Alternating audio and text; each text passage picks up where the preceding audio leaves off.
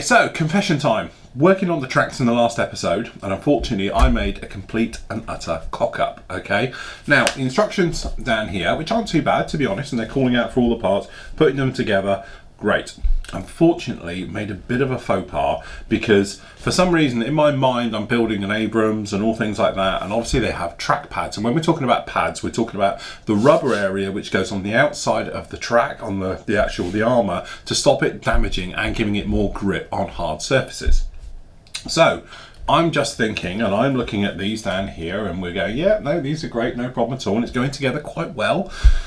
And then it was pointed out to me in the actual forum that I feel you've got them around the wrong way. And I was like, okay. Now, admittedly, these things are quite time consuming to put together. It'll probably take you a couple of hours. So, as I said, spread it out over time and all the rest of it. So I'd already done everything and had it all done in true, usual cock-up fashion. Then to find out that actually this is the inside. So the teeth, okay, which are these guides which go in between the road wheels, need to be on this side. So you have to pull it all apart, which is, one, incredibly frustrating. Secondly, incredibly time consuming now, because now you can't do that system where we just pushed them in and did it all and things like that. So you had to come along and literally pull out every single rubber block. Okay, so if I just show you like down here, so you just pull the little bit out that side and then the little bit out on that side, okay, and then obviously you have to be very careful how you pull it apart. Then you're left with obviously the guides for in between, so you need to pull them out. Now unfortunately these are extremely delicate to try and get apart, to the point where I was breaking as many, like now, as I put together. Okay, so in that case it's like, right, am I going to have enough to complete? I'm thinking now aftermarket and all things like that. But you might notice I've done a little bit of a cheat. So if you have already built it, okay, this is the cheat way. I've left a section in the middle, okay, as you can see down here, which is the old way, and this is the correct way. So what you're looking for is the sharp, jaggedy teeth. Now we did speak about before about these pads. These are actually if you want them to have it. And as we did say actually in the build, it's very rare they use them. The only time they tend to use pads on armour with Russian tanks is for parades and things like that, because obviously they don't want to damage the surface of Red Square and all things like that, which is fair enough. But day to day they don't use them. So, right, okay, so I'm thinking this can be hidden up on the inside. Now as I said, continuity jump, I know, because obviously this is fully primed and ready for paint. But the idea behind this is, this is our armour, this is our track. Well, this can go up on the inside here the other way, so technically it's wrong, but no one's going to see it. As long as the stuff down on the bottom half is all correct, okay, then we should be absolutely fine, because this is going to be buried up. Then we've got armour plating. This plating stuff is going to go on the sides of it, so we're never going to see this actual section, okay. So that's what I've actually done. I've cheated and gone through. Putting it all back together, just a little bit more time consuming, because what you have to do now is remembering that the actual pads are the other way. So would you believe it, this last one on here, again, it's my mind. I've actually put it upside down, so good job you guys are here, because I've done it again, which is really, really frustrating. Because what you have to do is actually pull off both the tabs, the actual guides on both sides of the armour. Because if you don't, what happens is that they won't rotate all the way around. Okay, so once that's in, what you need to do is very carefully come up, okay, and then just being gentle, pushing them in, because don't forget you've already forced them once to go in, okay, and just getting hold of these and trying to line them all up and everything, okay, and then you click it in, and then we go with armour with the rough side up, okay. So that's the rough side, and let's just do the next one. A lot of it is just your mind, because this isn't the first time it's happened. I was putting it all correct round the right way, and lo and behold, would you believe it, I look back and I've done 3 or 4 the other way. So obviously in your mind's telling you that rubber tracks, pads, they go downwards, when actually I almost did it again then. They go upwards, okay. So once you've got them on just like this, you can actually take the locking ends, these rubber ends, and then you're just going to have to take your time and slip them over individually over the rears, just like this, each end.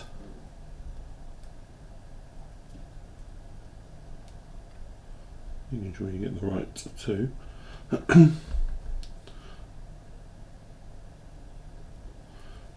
All right. And I don't know, we didn't need that one because we have got one on that end. So what happens is it will come together, it will join together, something like, I won't join it up because obviously these are getting a bit weak, but there we go. So as you can see, textured on both ends. This center section, that will be the top. These two are going to wrap around underneath, okay, and go like that. And as I say, we've done exactly the same for this one, but I've got this one all at one end. So as you can see, the rough textures are all in the middle. This one's at that end because it's workable, which is handy.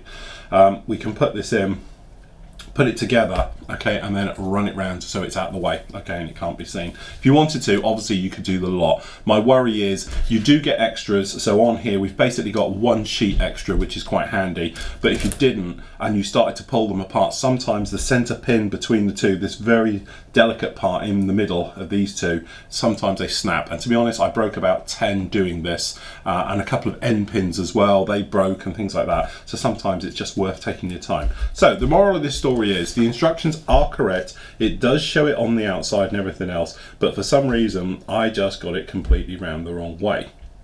Okay, so pads on the inside, everybody, and you'll be absolutely fine with it. So there we go, quick correction. Okay, so we're currently working on these tow missile launcher system on the side. A couple of little things I just want to talk you through.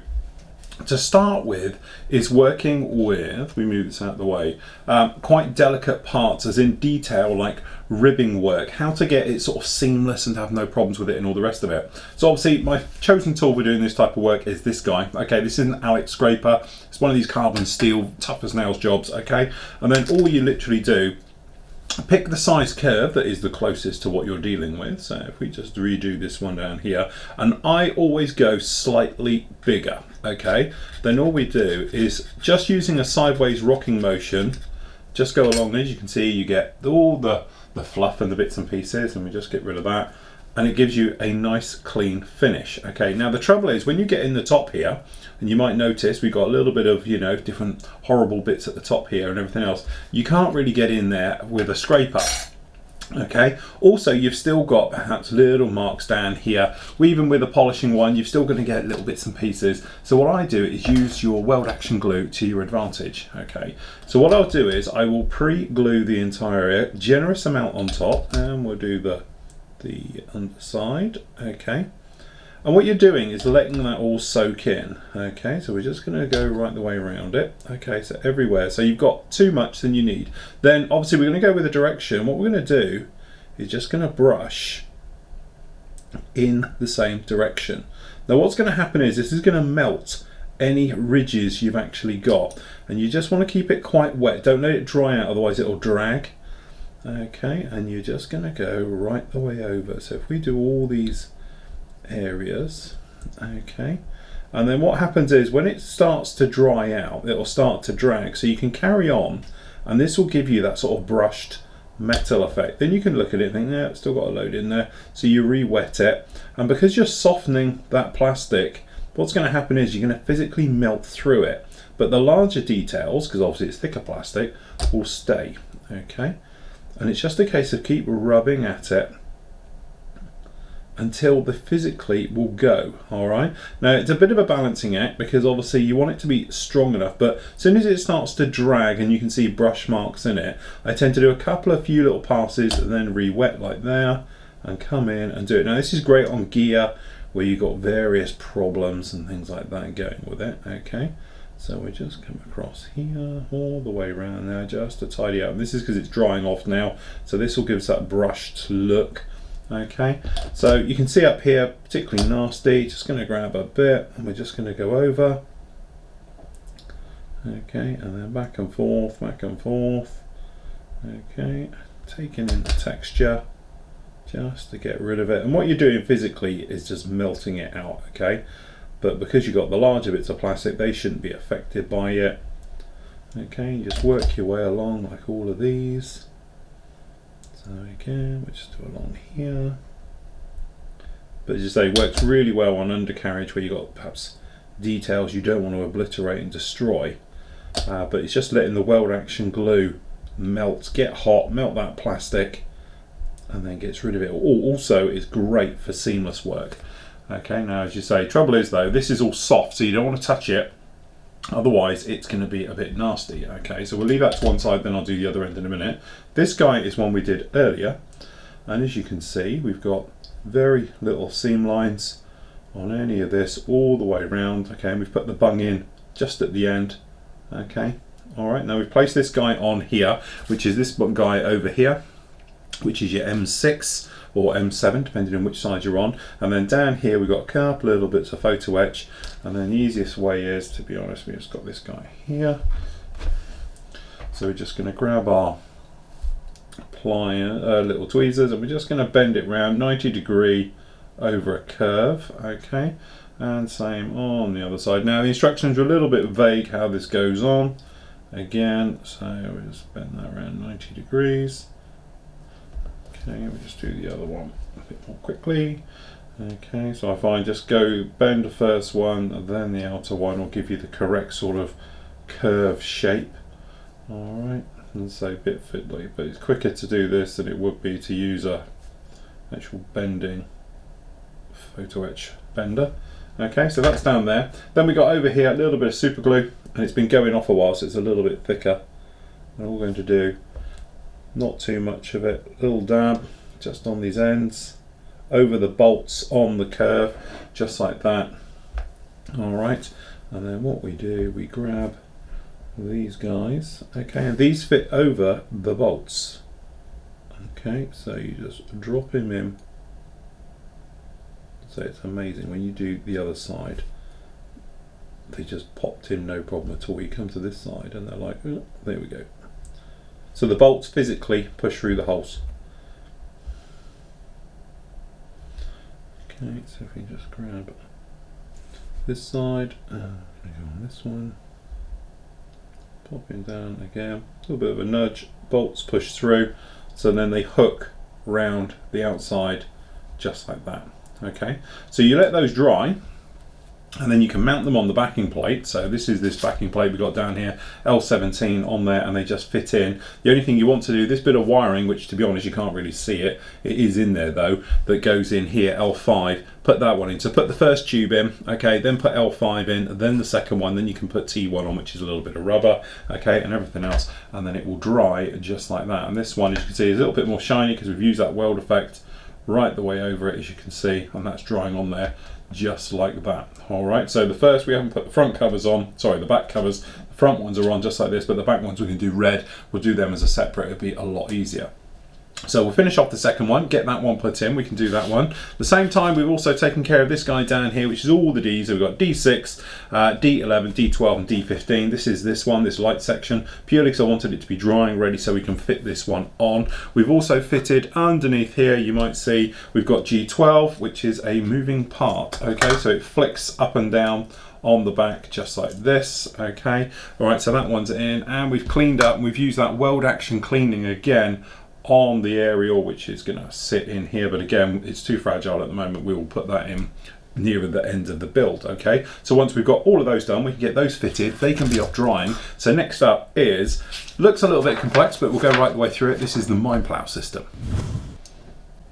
Okay, so I've been really pushing on with this one, and the final bits and pieces are all coming together. So we're just going to talk you through exactly what we've got. So just down in here, as you can see, we talk about the next stage, which is the mine plow set, how you actually want it. You can either have it completely without, which is easy then, because you just got B4 and B5, and they're just going to fit down here in these areas, or you can do the deployed. So if you're doing a diorama, something else like that, then by all means you can have it in the deployed position, or you can do it as how I've got it, which is basically with the actual system where it's folded up and the reactive system in the front. All right, so basically it's pretty complex how it goes together, but straightforward at the same time. As you can see down here, you've got a situation where it goes in. Now a lot of these look like they're moving parts, and to be honest, I started not using glue and just trying to, but quickly became apparent that's never going to work. Okay, the other thing that's very much apparent is there's some nasty ejector pins and flash mixed around it. Okay, it's here and there, it's nowhere that it's definitely going to be on every single piece, because some bits had it, some bits on the other side didn't. Okay,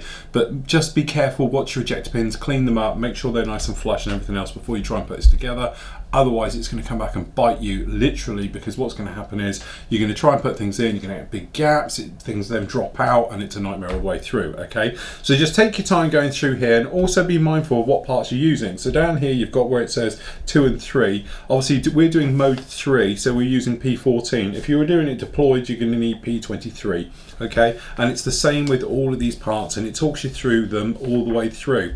The only thing I didn't get, which to be honest is this being down here, P26, which is this guy, which basically is a cover, which took me a while to work out, and it was only when I looked over here on the box art and I'm thinking, it's not on there, it's something else, that all of a sudden you suddenly twig, forget it, it's actually a guard that you can have as a loose fit if you wanted to, which is going to then protect the spiky bits, if you like, on the plow, which I still haven't quite worked out how it goes on, or even if I got the right one, might be the one for the other side.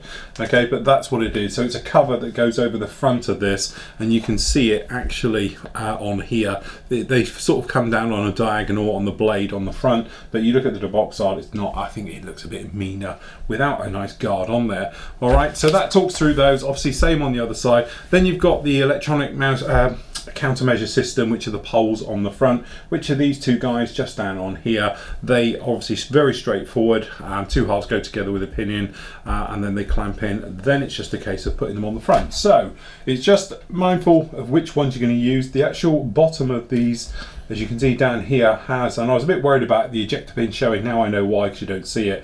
It actually goes into the bolts on the bottom of this. Okay, so all we're going to do is bit of glue just down each one, then we'll re-glue just to make sure there's plenty on it, and then this simply, and it's just a little bit delicate to touch, comes up, and then it's going to push in there, and you can feel it drop into all the bolts.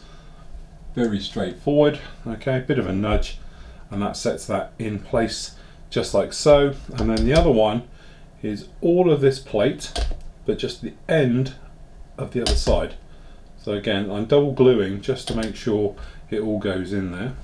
Okay, and then again you just feel for the bolts, feel for it all dropping through, and it sits on there. And what we're going to do, just going to give this a rub over just to lose that mark, bit of a squeeze. Okay, and there we go, that's the plow system on the front, just like so.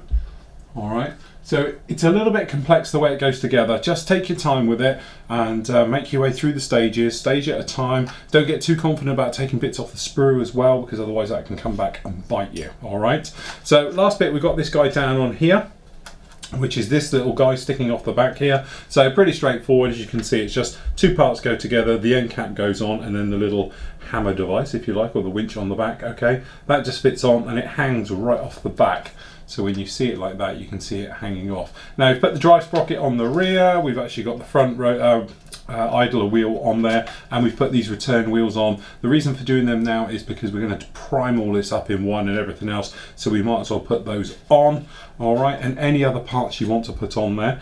We've put on, as you can see, the actual launchers onto the system itself, and then it's just a case of dropping this in. Now I hate these locks, in fact I hate them so much I'm going to do my usual. What I tend to do is, because I like the turret to come on and off, I'm just going to make these a fraction bigger. Okay, so what we're going to do is, say normally I do it with a knife, we're just going to come in.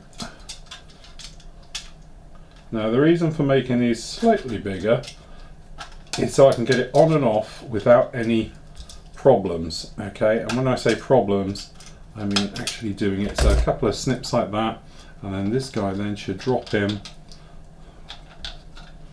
Very straightforward, he says. What I'm going to do is I'm just going to take the back off. So it's in, and then we should be able to rotate it around. Okay, then we can put this guy on the back. Typical.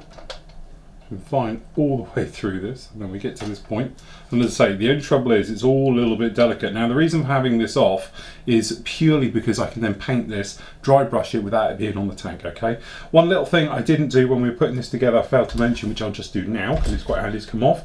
You might see two little dots at the end, looks like little eyes down the back end there. If we hold it up to the close up, maybe you can see it at the top of these shoots. Tiny bit of photo etch which was actually on here. Took me a while to work out what it was and had to go back through the stages, and it's number 2, X2, but those go on the end of the shoots just here and here. Okay, so once they're on, you know you're good to go. Okay, if we just angle that up, push that down, technically that is our Terminator built. Now obviously we've got wheels, side skirts and all the rest of it, but they're all sections that are going to be done when it comes into paint. Okay, now what we can do is we can check around, make sure we're happy with this, and then go right the way over there and put it together. The other thing as well, you might be able to see the black bags just down here. Usual thing, poke them down, quite a good thing, they just slide down and hold, and then I've given it a coat of PVA glue just to weld them into place and hold all those guys down in there. Now all the clear bits of glass down there, you've got options, you can either mask them up or do what I'm going to do is paint them afterwards. So I'll scrape clean them, being acrylic paint we can clean them off, scrape clean them, and then put them on a tint afterwards, and we are good to go. So there we go, that is our Terminator all built, looking very much the part.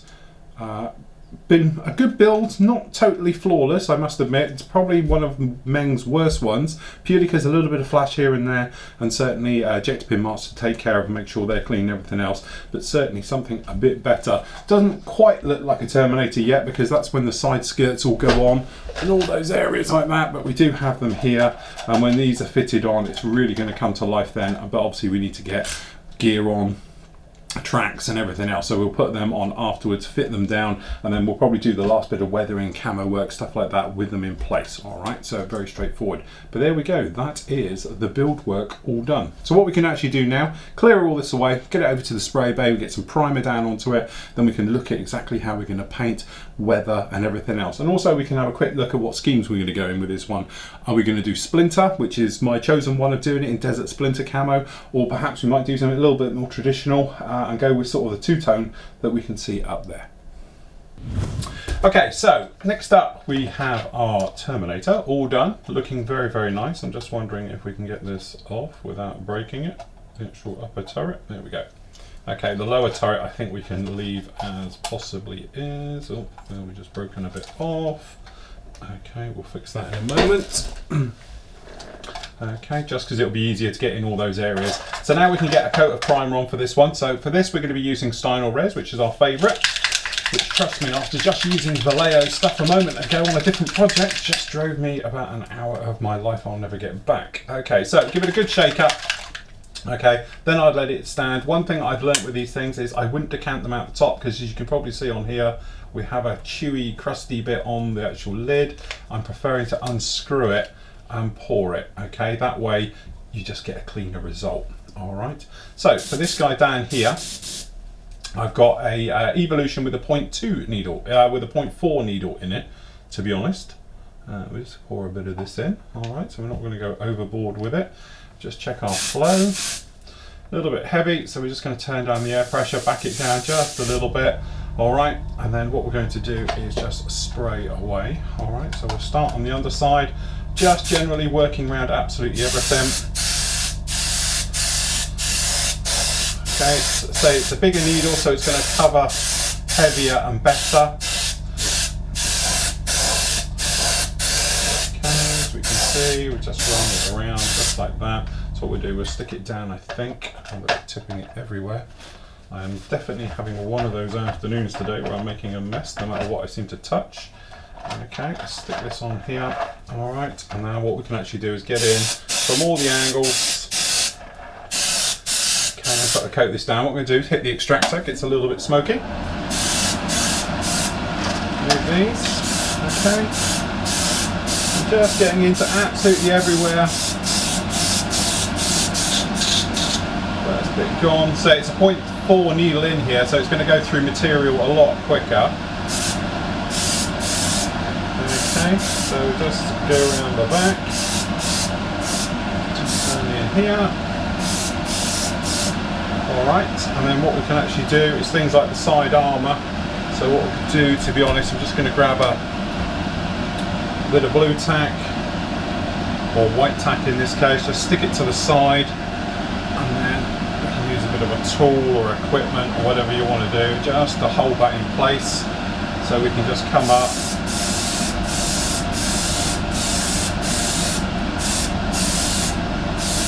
that grill section just on the underside, the top, make sure you do the ends, okay, just like so.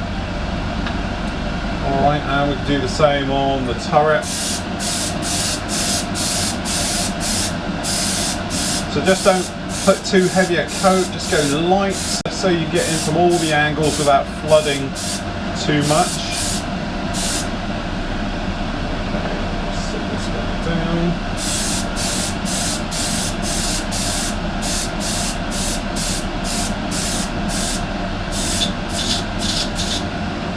Okay, a little bit more.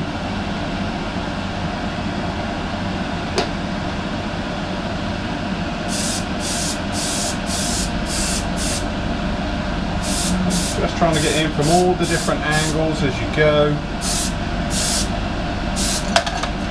Without doing that. Okay, I'm definitely having one of those days, so we're just going to stick that upside down over there. Okay, back to these bags, which is handy so we can get in. Okay, and what we're going to do is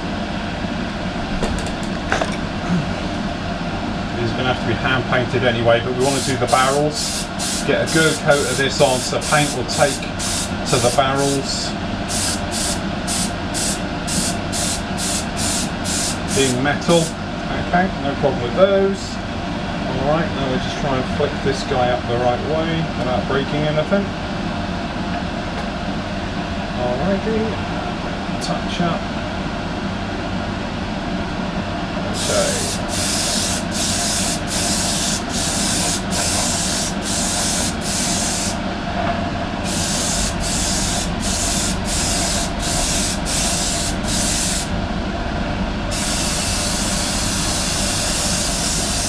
Just remembering you're using a larger nozzle than normal, so you don't want to over flood everything, but it won't take long to cover it.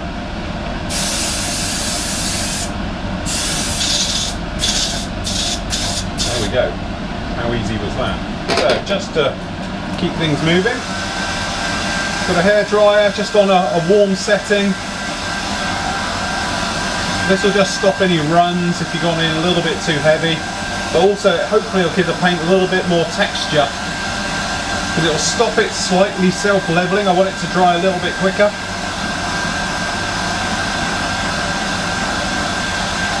So we're only going to do a little bit just like this. Okay, then we'll stop, turn that off. Okay, and then this stuff dries extremely quick. Okay, so we can probably set this guy back on up here. There we go. Alright, and there we go. Primer coat is on and done. I've just got to do the other panel, okay, and obviously we've got to do all the wheels, but that's done here as well. We can get that one done in a second.